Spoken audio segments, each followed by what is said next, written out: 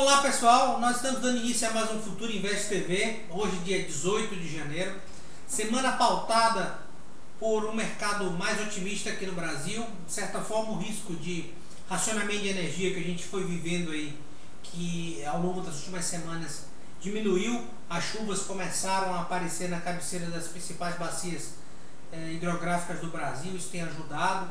Então essa semana foi pautada por uma diminuição de aversão a risco aqui no Brasil por força das chuvas que estão chegando. Vamos torcer que isso continue a acontecer.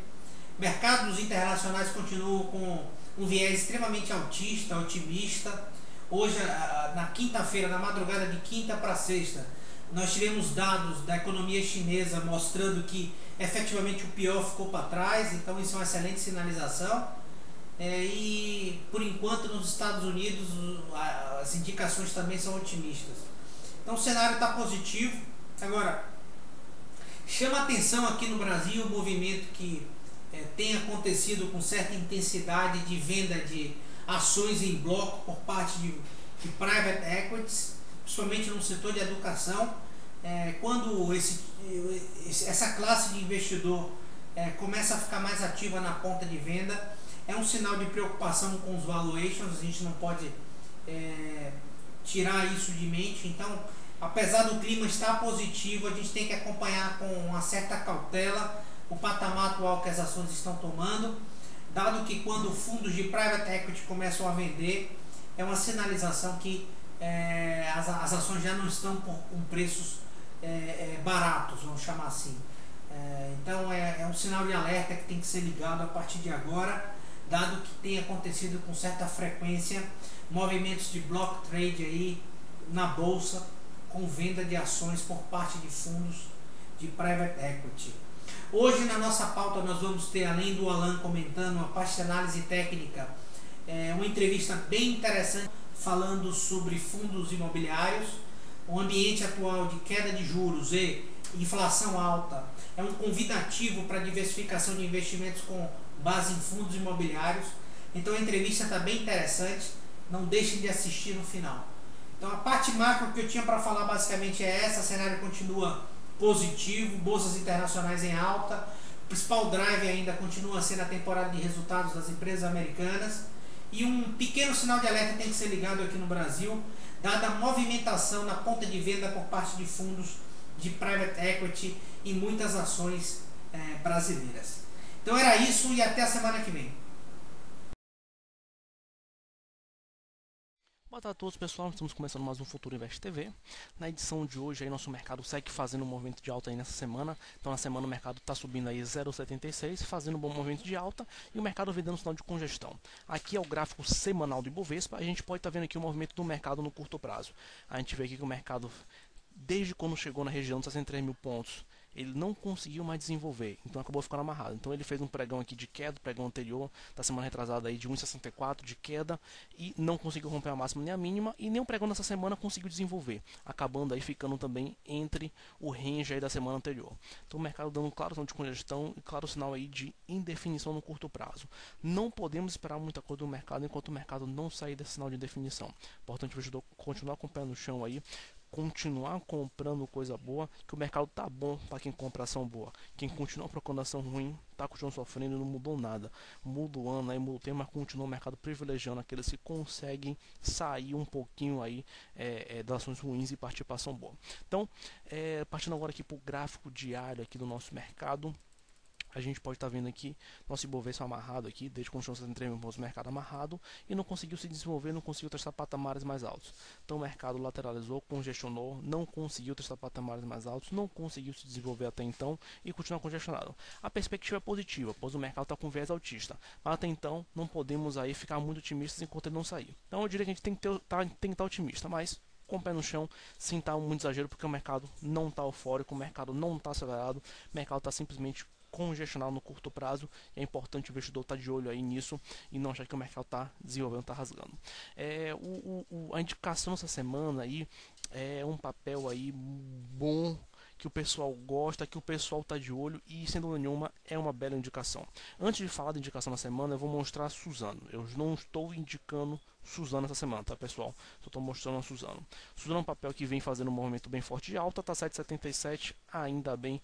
Papel que tem ótimos fundamentos e para mim tá muito barato. Para mim, para R$14 o papel, falo em termos aí de objetivos aí fundamentalistas, no mínimo, é o que eu chuto para Suzano. Mas enfim, não quero entrar nesse mérito da Suzano agora, eu quero mostrar aqui de gráfico agora a Suzano.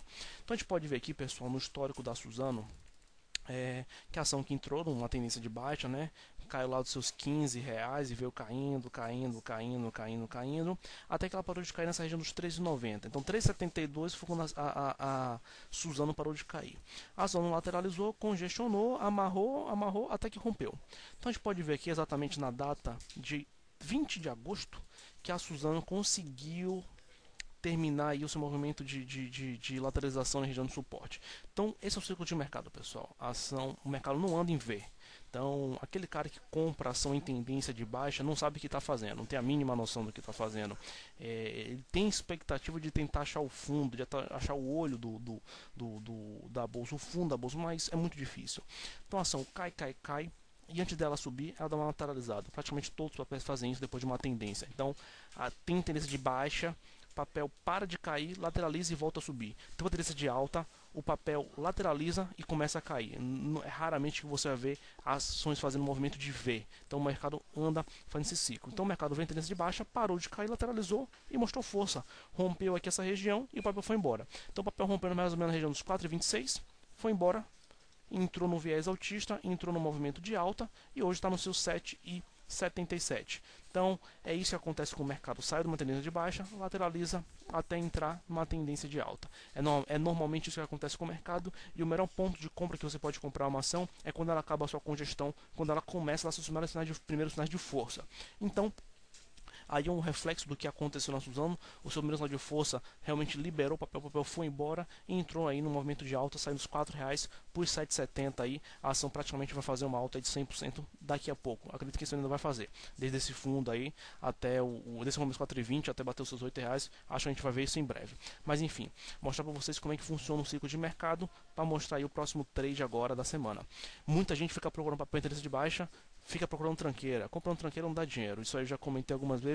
Não tem mais sentido comentar aqui. Para de comprar papel em tendência de baixa. Você não vai ganhar dinheiro. Olha aqui agora o papel que a gente vai indicar para a semana é a CEMIG. CEMIG é um papel que entrou na tendência de baixa. A gente pode ver que caiu de R$34 até os 18. Uma bela queda. Todo mundo viu com suas elétricas. Acontece que a ação lateralizou. Amarrou. Acontece que a ação já começou a mostrar força aqui em dezembro. Não conseguiu romper a congestão, mas está conseguindo romper agora. Então, CEMIG é um papel que está... Aquele papel que a gente fala, olha o coelho saindo da toca. Então, CEMIG aí, papel rompendo uma resistência importante, rompendo a sua congestão lateral depois de uma tendência de baixa. Bem possível que essa ação entre num ciclo de alta. Então, é uma indicação, eu diria, um pouco diferente do que a gente vem indicando, porque é uma indicação que a gente precisa de um prazo maior. Então, se você está pensando em comprar uma ação, pensando um pouquinho mais um prazo, um stop um pouquinho mais longo, também com objetivo maior, CEMIG é o seu papel. Stop da CEMIG abaixo desse suporte aqui, na casa dos 21,34, ou seja, um suporte longo para também um objetivo longo. Então, CEMIG é um papel que pode estar entrando com viés baixista e, sem dúvida nenhuma, se entrar esse gap aqui, vai ser passado. Então, CEMIG segue sendo aí a nossa indicação aí para a semana. Bom, então é isso, pessoal. Queria agradecer aí a participação de todos vocês. Aguardo vocês agora semana que vem em mais o Futuro Invest TV. Um abraço e até a próxima. Na nossa sessão de entrevistas essa semana, nós vamos receber o Guilherme Frederico, responsável por estruturação de fundos imobiliários. Guilherme, primeiro, muito obrigado pela sua presença nesse programa dessa semana. E eu já vou endereçando a primeira pergunta, querendo que você fizesse uma avaliação sobre a indústria de fundos imobiliários no ano de 2012. Em linhas gerais, nós vimos aí uma expressiva valorização dos fundos imobiliários e também, claramente, esse tipo de investimento caiu ao gosto do investidor pessoa física. As estimativas aí dão conta que hoje mais de 100 mil pessoas já aplicam na modalidade de fundo de investimento imobiliário. Então eu queria que você fizesse um balanço sobre a indústria de fundos imobiliários em 2012. Primeiro, obrigado aí, Adriano, pela oportunidade, estar falando com o público aí da Futura. Respondendo aí a sua pergunta, realmente o produto vem passando por uma popularização muito forte aí. A gente vê que o primeiro fator que está associado a isso daí é realmente o cenário de juros baixos. Então isso leva o investidor a ter que buscar alternativas aí menos convencionais do que ele está acostumado, como fundos DI, poupança, eventualmente investimentos em ações para alguns outros. Ele tem que buscar alternativas aí de diversificação e que proporcione um ganho maior para ele, ao mesmo tempo que ele tem que alongar também o seu horizonte de investimentos. Então esse mercado é muito grande lá fora. Para você ter uma ideia, aí, ele é praticamente nos Estados Unidos ele é 35 vezes maior do que o brasileiro. É um mercado que dá acesso a vários nichos, vários tipos de imóveis aí, né? Vários tipos de empreendimento o investidor pode investir. Então a gente tem muita confiança que esse mercado vai continuar num crescimento muito grande, porque é um produto de fácil entendimento para o investidor, oferece um retorno aí relativamente previsível, né? Se você olhar a maioria dos fundos, eles vêm tendo um desempenho bom desde o início deles, desde o início da vida deles. Oferece uma recorrência de renda também importante. Então é um produto de baixo investimento, de fácil entendimento, o investidor está dono de uma fração do empreendimento, dono de uma pequena participação naquilo, oferece um rendimento interessante e tem liquidez em bolsa, né? Tem negociação a qualquer momento, a maioria dos fundos, né, os estados, negociação a qualquer momento disponível para o investidor. Então é um produto aí que se enxerga aí bastante crescimento para ele ao longo dos próximos anos. Ok, você mencionou um pouco na sua resposta sobre juros baixos aqui no Brasil. Essa semana a gente teve, Guilherme, a decisão do Copom que, como todo mundo esperava, manteve a taxa de juros em 7,25 e sinalizou que essa taxa deve permanecer nesse patamar por um longo período de tempo. Ainda é bom se ressaltar que a inflação continua num patamar muito elevado aqui no Brasil e a taxa de juro real está quase que zerada aqui no Brasil. Nós estamos dentro de uma conjuntura extremamente favorável para fundos imobiliários daqui para frente? Sim, acho que independente da conjuntura para fundos imobiliários, se você olhar a maioria das economias aí mais avançadas, elas têm o juro real de curto prazo realmente muito próximo de zero. Hoje, por conta da crise, da recessão lá fora, é negativo, né, juro real negativo de curto prazo, mas a maioria das economias aí sempre teve um juro real de curto prazo, sempre não, mas é uma situação de normalidade de juros reais de curto prazo baixos, né? O investidor que busca ganhos adicionais, investimentos de renda fixa que por definição são de baixo risco, tem que alongar seu horizonte. Então o Brasil está começando a convergir para padrões internacionais, o que a gente tinha um cenário anterior é um cenário de um pouco de anomalia, né, do que a gente viveu durante muito tempo. Então, só para fazer um pouco de introdução. Então, visto isso, né, que você tem um produto, um juro real de curto prazo, né, está muito baixo, o investidor tem que alongar o horizonte, tem que buscar realmente aplicações que propiciem um ganho, uma correção inflacionária, uma preservação do patrimônio dele em termos reais. Daí o fundo imobiliário vai ao encontro desses dois pontos, porque a maioria dos empreendimentos, e principalmente os de renda, tem reajuste dos seus contratos pela inflação, né? Então são grandes empresas, grandes locatários que ocupam esses imóveis que possuem uma correção inflacionária ao longo do tempo para a renda e consequentemente do principal, né, desse investimento. E oferecem um ganho além da renda fixa, né? Não é um investimento de renda fixa porque ele tem alguns riscos, principalmente imobiliário, o imóvel ficar vazio, naquela região está sujeita a maior ou menor valorização, mas oferece um ganho atrativo aí para o investidor na faixa aí de 8, 9% ao ano, mais a correção inflacionária. Então é um ganho bem interessante em relação à renda fixa, com um risco que não é tão maior. Então a gente vê que são dois pontos aí que ajudam muito a popularizar o produto também. O fato da maioria deles contar com uma correção inflacionária e com um rendimento aí acima do juro básico da economia, consideravelmente acima do juro básico da economia. Ok, por fim eu queria ouvir de vocês sobre isso, sobre a existência de uma bolha imobiliária no Brasil. É muito cedo para se falar disso, vocês estão preocupados com isso, a gente queria ouvir um pouco de vocês sobre isso. Não, a gente não vê nenhum indício de bolha. O que você teve no Brasil aí no passado recente foi que realmente a massa salarial é real, o poder de compra das pessoas cresceu bastante. Então isso deu bastante poder de fogo para elas poderem passarem a adquirir mais imóveis, assumir parcelas de financiamento maiores.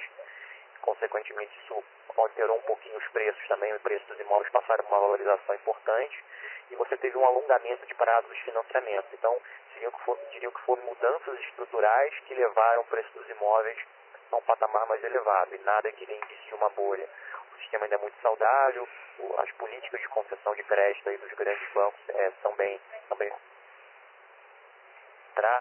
o imóvel não pode ser refinanciado, não ser tomadas duas dívidas em cima do imóvel,